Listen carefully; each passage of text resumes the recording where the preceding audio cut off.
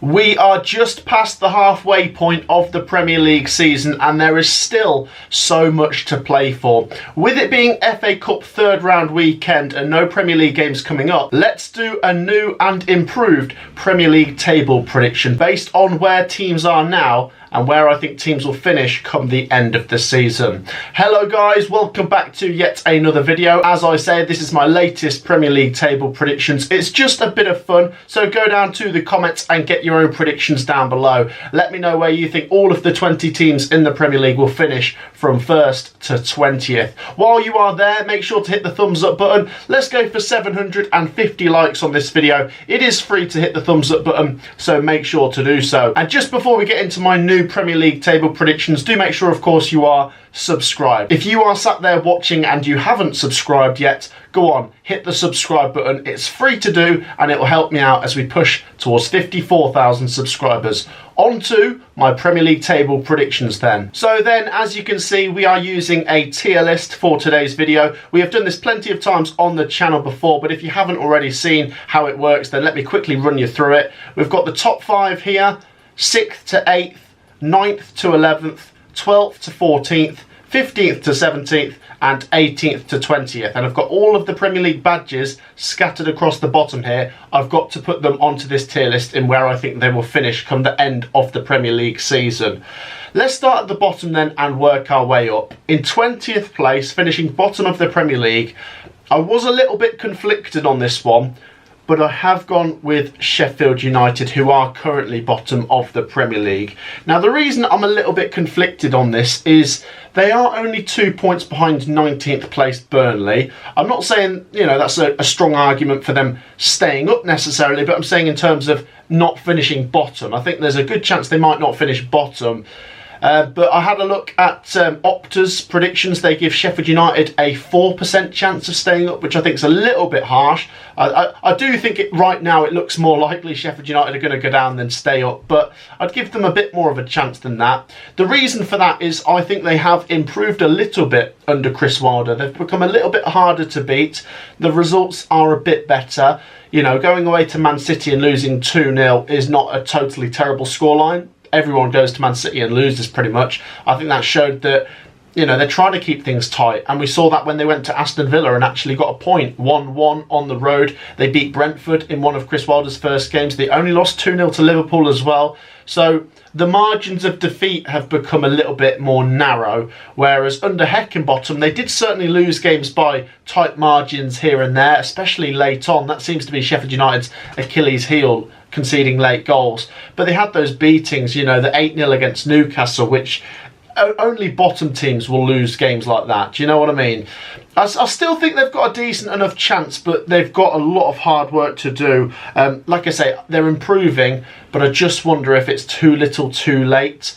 We will see as the season plays out. They really need 3 teams in front of them to mess up quite a bit for them to gain on all 3 of them. But we shall see. There's a couple of decent players there, Archer, Hamer, but as we said in the summer, you know, when they lost a couple of their key players like Ndiaye and Sander Berge, it was not the best way to go about their business, although I do think they have brought in some decent players. That said, I do think Sheffield United will finish bottom. I still think they're going to pick up a few more points between now and the end of the season. I think Chris Wilder's giving them more of a fighting chance.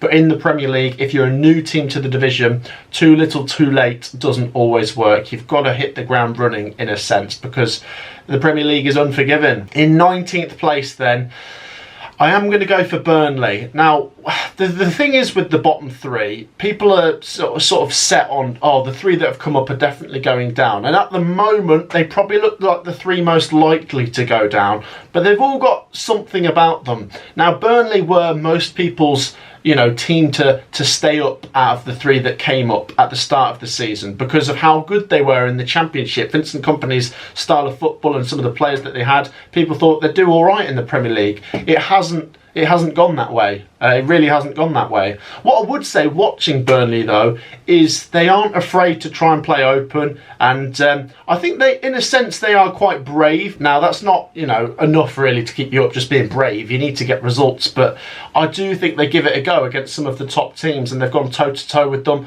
In a way, I think they've been a little bit unlucky in terms of the expected points. They are underperforming by 5 points. They should have 16 points based on expected goals and expected points. They're on 11 points. They're 5 points adrift. They've still got a chance this season, and they've got a run of games which I do look at and think, oh, do you know what? They might find a way out. But right now, they've given themselves a little bit of a mountain to climb, and I will go with them to be in my bottom three. But I'm not one of those that thinks this bottom three should be written off anytime soon. I think, in a way, each of them could take it to the wire, could take it to late April, early May. But I do think that the slow start Burnley have had has given them a mountain to climb, and they might be able to climb up some of it, but will they get to the top of it? I'm not 100% sure. I'm putting them in my bottom three. Sheffield United and Burnley fans, share your thoughts. That means there's one more team to go in my bottom three. Now, no word of a lie, I genuinely took half an hour before I started recording this video working out who I think will finish 18th, because I genuinely think it could be tight. But I have gone with Luton Town, and it kind of pains me really, because I want Luton to stay up. I think a lot of people want Luton Town to stay up. They've been the underdogs this season that everyone's not given a chance, and they are very, very close to possibly staying up this season. Now, just because I've put them in my bottom three doesn't mean that I want them to go down, doesn't mean that I don't think there's a chance they could stay up either. But it's really, really hard. What I would say to you guys is, if you think any of these bottom three are staying up, who do you think goes down? Because I'll come on to the next couple teams in a minute, but I just think there's still that little gulf in class that might get the other teams just over the line, whereas the three newly promoted teams are just not quite on that level. What I will say though is Luton Town are looking competitive, to be honest, and it may be in a different Premier League season they might have enough to get over the line. They still might this season. They've gone toe to toe with the top teams, and they don't get humiliated or battered very often. They tend to lose by 1 goal quite a lot of the time, which is encouraging, but at the same time quite frustrating when you're just falling short of getting a result. I like them though, I really do like them. They've been effective in the Premier League, and so much better than what a lot of people, including myself, would have thought they'd be like at the start of the season. So credit to Luton Town. It really did pain me to put them in the bottom three, but I just think the teams I've just put above them might have enough. But goodness me, I think it'll be close. What I do think with Luton Town is they will go to the wire. They'll finish 17th or 18th. I've gone with 18th, but I think it will go to the wire. In 17th place then, and I have gone with Brentford. Now, what I will say about Brentford is there's a couple of reasons for me to think they'll be okay, and there's a couple of reasons for me to think they could be in trouble, and that's why I've gone with them to be in the relegation battle, but to get over the line.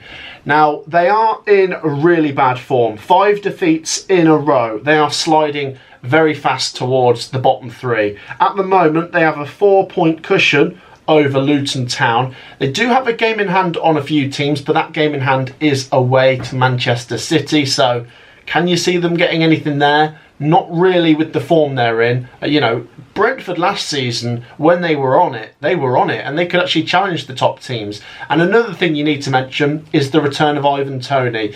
Now, for me, that is what's just got them avoiding the drop. I think if there was no Ivan Toney coming back, that this Brentford team could slide all the way into the bottom three.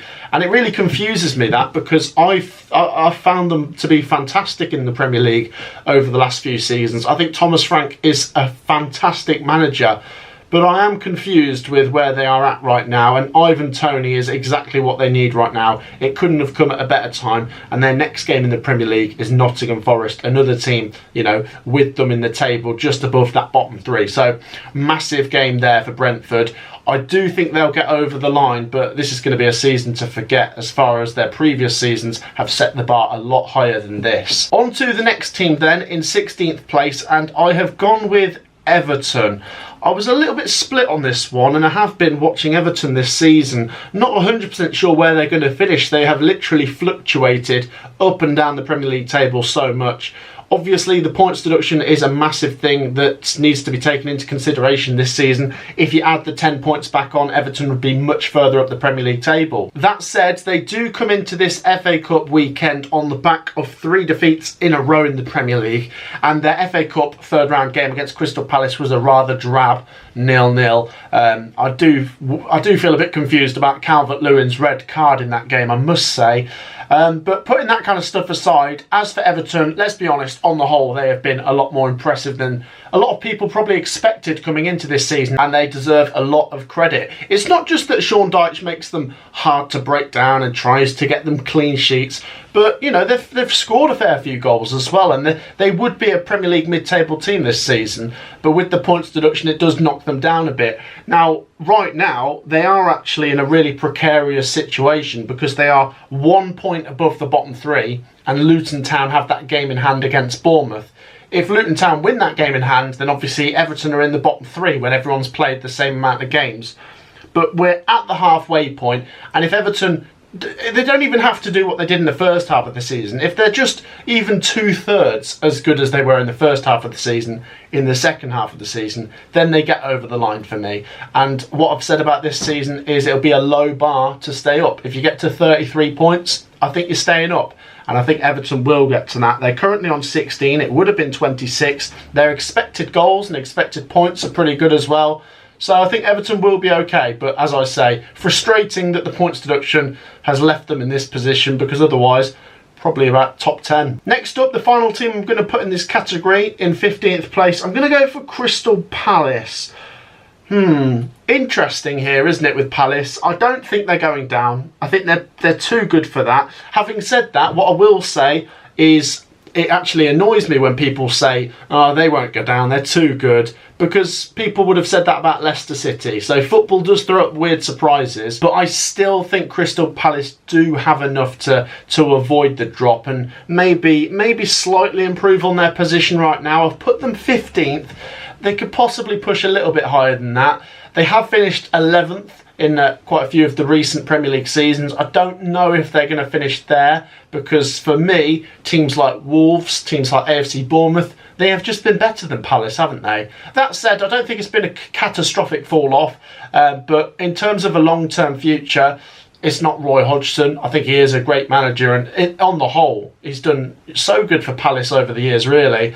But maybe a fresh face needed for next season. But yeah, I think they'll probably be all right. They'll level out at 15th. As for their expected points, they're actually slightly underperforming. They should be on 24 points based on chances created. So for me, there's not many worries there. They've got plenty of good individual players. They create enough good chances, and they're solid enough at the back. You just can't afford to lose the head-to-heads when they play the likes of Burnley and Sheffield United. If you lose those games, then you start getting sucked into trouble. But at the moment, I think Palace will probably be fine. 15th place for me. On to the next category as we move into mid-table, 12th to 14th. I'm going to start with Fulham. I think Fulham will be in this bracket. I think what I've said about Fulham this season is they've been absolutely fine, but they set the bar quite high last season that it doesn't look so good this season, even though they've still been very good. Fulham have just been a bit bonkers this season, you've got to admit, with those back-to-back 5-0 wins, which was absolutely crazy. And they beat Arsenal recently as well, so they are so good on their day. And you can see glimpses of last season. You can see a top 10 team in there. And I'm not ruling it out. In terms of expected points, they've actually slightly overperformed, which just goes to show they're being clinical, really. And, you know, wouldn't take that as a criticism.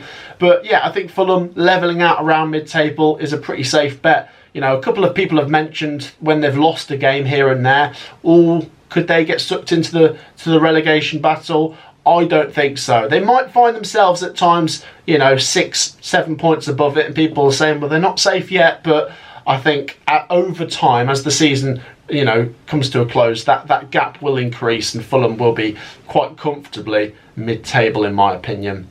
In the same category, I'm going to go with Nottingham Forest. I did predict Nottingham Forest to finish 13th at the start of the season, And there's been obviously a change in management, but despite all of that now, I'm sticking with 13th place. In the Premier League table right now, Nottingham Forest do find themselves in 15th place, so I do think there will continue to be an improvement. And when I say continue, that's because under Nuno so far, you've got to say, so far, so good. Now, I'm not one to make a massive strong opinion on someone based after as little as 3 games. The same applies if Nottingham Forest had lost their previous last 3 games, because right now he's won 2 out of 3, and even in the Bournemouth game, you know, with the red card and the way Forest played, you could make an argument they could have got something in every game. So based on the results, it's a really impressive start. Obviously, with it still being early, this could be just a little bit of a new manager bounce. But when I say that, I'm not saying that I think that is the case. I'm just saying that could be the case. We've just got to wait a few more games to see where Nottingham Forest will actually be this season, because 3 games is quite a small sample size. But as I say, the results, and not just that, the performances, very encouraging. The fans are on side, and what you've got to say as well with what Nuno's come into there is a very difficult job. Now, obviously, Steve Cooper's last few games, the results certainly weren't great. The performances, a little bit lethargic, a little bit negative. Having said that, myself personally, and lots of Nottingham Forest fans and lots of football fans in the wider world held Steve Cooper in a high esteem for what he'd accomplished. And that made for a difficult job for Nuno to come into because of the connection the Forest fans had with Steve Cooper. A lot of them anyway. I'm not saying that all Nottingham Forest fans were, for Steve Cooper to stay in, of course. But Nuno has come in and he's just got on with it. And to be honest, he's put smiles back on the Forest fans' faces. I do stand by around 13th place for Forest this season. Pretty comfortable. The final team in this bracket, and I'm going to go for AFC Bournemouth in around 12th place. Do you know what's interesting? These 3 are like triplets. They're very sort of hard to separate. Fulham, Forest and Bournemouth, the 3 teams that came up from the Championship in the 21-22 season. They all stayed up last season, and I think they'll all finish side by side this season in the middle of the table. When it comes to AFC Bournemouth though, at the moment, I do think out of these 3 will probably finish the highest. They are performing so well at the moment. The results have been absolutely fantastic. And what I've got to admit myself is, I was a little bit unsure about Areola coming into the season because I was a big fan of Gary O'Neill and what he'd done for Bournemouth last season, but he's done very well, Areola, especially recently. It maybe took a few games for them to find their feet, but they've really started to climb the gears. And in my opinion, putting Bournemouth 12th, do you know what? I could have put them 11th or 10th. The form they're in at the moment, I wouldn't be surprised if they get top half. I'm maybe just holding off a little bit because this form will be very hard to maintain for Bournemouth, but I'm not saying it's impossible that they can maintain it. I think very comfortably in mid-table is my prediction, and I'm going to put them around 12th place. On to the next category then. We've got 9th to 11th, and I'm going to start with Wolves. Right in the middle of the table here, Wolves. And what I do think is interesting is the battle between Wolves and Bournemouth, 2 mid-table sides at the moment. I would say this is the Gary O'Neill rivalry. Who finishes higher this season? Bournemouth without Gary O'Neill, or Gary O'Neill in his new job at Wolves? It's hard to separate, to be honest. What I will say, though, is just as I said for Gary O'Neill at Bournemouth, he was fantastic. He got great results, especially against some of the top teams. And that's been the case for Wolves, especially at Molineux. I found that, against Chelsea, against Manchester City, against Spurs, they've been so hard to beat, and in fact so hard to even draw against. They've picked up some great results this season. So yeah, I do think Wolves will finish mid-table. Once again, you could make an argument they might sneak into the top 9 or something, but I'm going to hold off and just put them mid-table for now. Just above them then, in 10th place, as we move into the top half, I am going to go with Chelsea. Now this is where it gets a little bit more complicated. When you move into the top half, there's not a lot between some of these teams. I've put Chelsea here, who I do think are very good on their day. Some fantastic results this season, especially against some of the top sides. It's more with the so-called bread and butter teams, the teams in the bottom half, that Chelsea have struggled to finish off. And you know, that's a sign of a top team when you could just sort of walk through the bottom half games quite easily, like Manchester City and Liverpool usually do. Chelsea, on the other hand, just sort of struggling to kill teams off, as I say. That said, I do think there's certainly improvement on last season. I mean, last season was a joke at Chelsea, wasn't it, with Frank Lampard, and I think they finished in 12th place. 10th is a marginal improvement, but if they have to do it like this, where it's 10th this season, 8th the next, they will gradually be pushing in the right direction. It just then depends on how patient the Chelsea fans can be with that sort of slow improvement. But improvement nonetheless, in my opinion. Next up in 9th, I'm going to go with Manchester United. I've got to be honest, I'm not 100% sure here. It's really close between 7th, 8th and 9th in my opinion. I've put Manchester United 9th. They are currently 8th. And what I find most interesting about Manchester United is they've played 20 games. They've got 31 points. Their expected points is 24. So they have overperformed quite a bit on the expected points. So despite Manchester United losing half of their games this season, they are still overperforming, if that makes sense, based on expected goals and expected points. It's just tragic, actually, isn't it, Manchester United, how much they've fallen off a cliff. That said, if we're going to look at positives, on the odd occasion, they have pulled out a really good result when you don't expect it. You know, that 0-0 draw at Liverpool, that 3-2 win against Aston Villa, if they could have more of those results consistently, then you'd be like, oh, okay, they are actually a decent team. But they throw in these terrible performances as well, like losing at home to Brighton 3-1, to Bournemouth 3-0. They lost at home to Palace as well. Just a very naive team. Still certainly glimpses of quality. You know, they've got the money to bring in top players who can win games on their own, but they don't play as a team, and in my opinion, I'm not 100% sure if Ten Hag is the right man for the job, but that said, I don't know who is. It's a real mess. I think they'll finish in the top half, but not really living up to what they did last season when they finished 3rd, and it looked like Manchester United were improving. This season, I think they finished 9th. Let's move on to the next category then, 6th to 8th, and this is really where the battle for European places commences. I'm going to start with West Ham. I think at bottom, West Ham will probably get about 8th place this season. They've had a very good start. They've got a lot of points on the board. West Ham currently have 34 points from 20 games.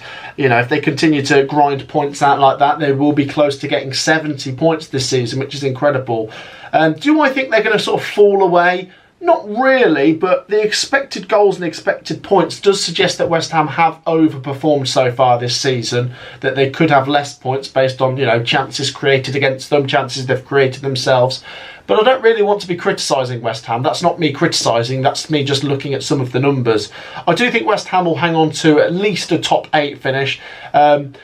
Honestly, there's a good chance they could get top 6 this season. With the inconsistency at Chelsea, Manchester United, Newcastle, I do think West Ham United will stick around roughly where they are, and if they drop maybe by 1 or 2 places. Like I say, they've been decent this season. They've got some good players. They've really sort of improved in the Premier League this season, and they're still going strong in Europe.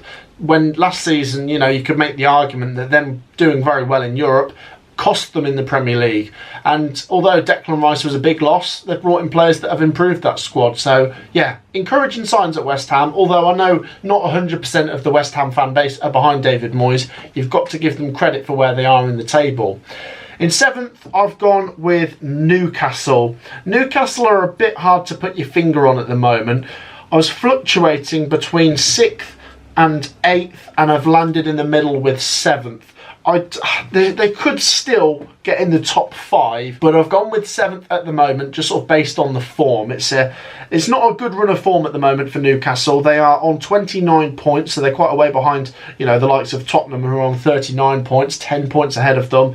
Newcastle have slightly underperformed this season on the expected goals and expected points.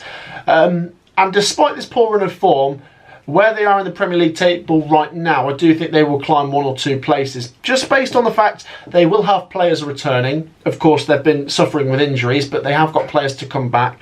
And with no European football now, and they're out of the Carabao Cup as well, I do think there's cause to think Newcastle United will get back on track and maybe end the season quite strong. They are a little bit of a streaky team. I think 7th is where I'm going to land. In 6th place then, I've gone with Brighton. A little bit to my surprise here, because I thought I'd have Brighton around 8th place, but in the end, I have actually nudged them up into 6th place. Now, Brighton right now are just not being very consistent. They're not in great form. That said, they're not in terrible form, but they're just bouncing between wins, draws and losses. And what I will say about Brighton is they are exactly on 31 points and their expected points is 31 points, so they are really where they're at, if that makes sense. There's nothing to say Brighton are in a false position, and I just wonder, I think Brighton could be more consistent as the season goes on. That said, they are another team that is in a European competition which can take it out of you, but I don't know, I just think Brighton are a very solid team, aren't they? They're always going to be there or thereabouts. They have been for, a little while now. De Zerbi's a good manager. He's a very passionate manager as well, isn't he? And they've just got a solid team that's going to be in that conversation. I think Brighton will get a top 6 finish. So then finally we are on to the top 5. And in 5th place, I'm going to start with Tottenham Hotspur. I do think Spurs will finish 5th. For me, where I didn't feel like I had too many problems predicting this, is between 6th and 5th. I think there's 5 teams that have a bit of a gap and, a bit of a gulf in class over the rest. And for me, I do think there could be, a reasonably sized gap here at the end of the season between 6th place Brighton and 5th place Spurs in my prediction. Spurs are just a bit too inconsistent for me to nudge them any further up than 5th place. What I will say though is, although I don't think it's been confirmed yet, 5th might get you Champions League this season, so 5th isn't a bad finish necessarily for Tottenham Hotspur. I do think on the whole they've improved massively on last season, and although they're inconsistent, they are great fun to watch. Real chaos football, to be honest. So good going forwards. Despite losing Harry Kane, they've obviously still got plenty of other attacking options. Son, Maddison, Richarlison, Brennan Johnson. Very solid players in midfield. They've improved the defence somewhat, despite conceding a lot. I do like the new keeper as well. So overall, when you put all of that together, I think Spurs will finish 5th this season. In 4th place, I have gone with Aston Villa. I do think Villa finish ahead of Spurs. I just think that, they are more consistent. Having said that, when you look at the expected goals and expected points, Villa are a team that have slightly overperformed. Not massively, they still would be in the top 5, but they have slightly overperformed is something I will say. You've just got to give them so much credit. No one really saw this coming at the start of the season, so, massive credit goes to Unai Emery. And that said, at the same time, I could still see them winning the Europa Conference League. To finish in the top 4 and win the Europa Conference League would be Villa's best season in at least 30 years. It would be an incredible achievement. Unai Emery he's just turned into a real success. The home form is incredible. The away form is still very solid. Not as good, but still very solid. And yeah, they've just got good players all over the park. I do think one of the big positions for me is having a World Cup winner in between the sticks. I do really like Martinez, and when it comes to going forwards, there's just so much attacking quality. They get goals from all over. So I do think Villa finish in the top 4. Will they have the legs to go the distance in terms of the title race? I think they could be in it right until, the last couple of games. But whether they win it, for me, I'm not 100% sure. I just have a stronger feeling about the 3 teams I've put in front of them here. But that said, that's not me saying Villa aren't in the title race. I just think 4th place is where they'll land. If not, I would possibly have put them 3rd, but I've gone with 4th. If you're a Villa fan, share your thoughts. In 3rd, I've gone for Arsenal.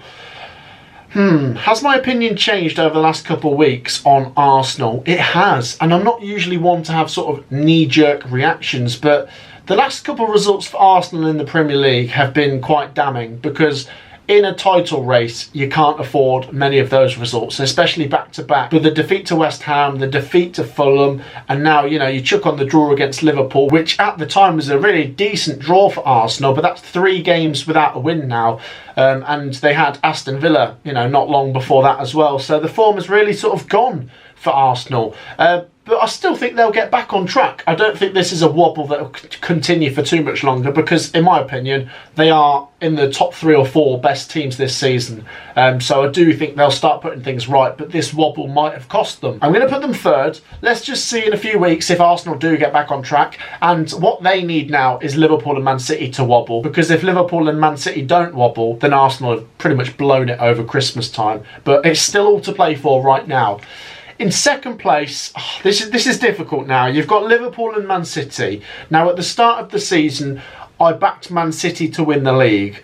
In a way, I still think they will. My head is telling me Man City. My heart is telling me Liverpool. Now, for those of you guys that are wondering, I'm not a Liverpool fan. Neither am I a Man City hater. But I do like the idea of someone that isn't Man City just winning it for the sake of change. And maybe I'm going to go with the romantic idea that Liverpool will win it this season. So do you know what? I'm going to have Man City second and Liverpool first. As I say, my head is telling me Man City. But Liverpool are in a strong position now. It's crucial the next few games. They just need to keep the cushion the same, if not improve it, because Man City are starting to get their good players back. And this is where Man City can go on a 10-game winning run. Liverpool have a 5-point advantage. Man City have a game in hand, which, if we expect them to win, is a 2-point gap. So it's really neck and neck. If both teams were on a level playing field on the same amount of points, I'd probably lean towards Man City. But with that 2-point cushion, if Man City do win their game in hand, 5 points if they lose it, is making me just go with Liverpool here. Not a lot to separate the two, but I think Liverpool might win the league. Another big factor is Liverpool have already been to the Etihad. The reverse fixture is now at Anfield, where Liverpool have a pretty good record against Man City. So, even if they just draw that, that's not a terrible result for Liverpool. If they win that, it's an outstanding result for Liverpool, and it really puts the pressure on City. Liverpool have still got to go away to Arsenal. Liverpool have still got to go away to Aston Villa. Those games are going to be tricky, but you know what? Right now, I just think Jurgen Klopp's Liverpool might just do it. Another thing I've got to mention is, both Liverpool and Man City will lose a couple players to the Africa Cup of Nations and things like that. That could be massive for Liverpool. That could be, a real big loss. But I'm going to stick with them. I'm going to go with Liverpool here to win the league. Share your thoughts down in the comments. So then, guys, that wraps up my new and improved Premier League table prediction. Share your 1 to 20 predictions down in the comments. Let's have some fun down there. As I say, it is just a bit of fun. Don't be one of those people that get too offended by this. Just let me know your predictions down below. And don't be one of those people that say, oh, you do predictions all the time, you should just stick with your original prediction. I will. When I come back to that at the end of the season, I will look back at my first prediction, but it is just a bit of fun while there's no Premier League this weekend. If you've enjoyed the video, smash a like and subscribe. I will see you in the next video. Peace out.